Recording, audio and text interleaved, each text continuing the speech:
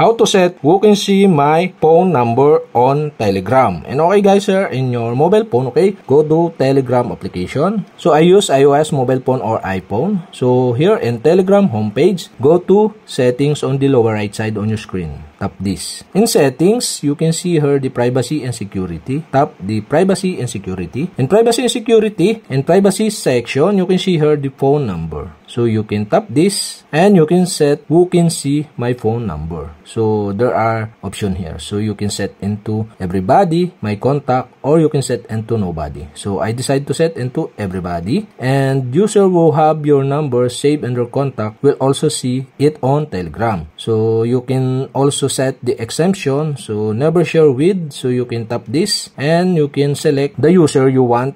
I select the Chad and tap the done button. And okay, that's it. We have successfully set the who can see my phone number on Telegram. And okay guys, if you have a question, kindly comment below. And don't forget to hit the subscribe button and the bell to notify you if I have new video. Okay, thanks for watching.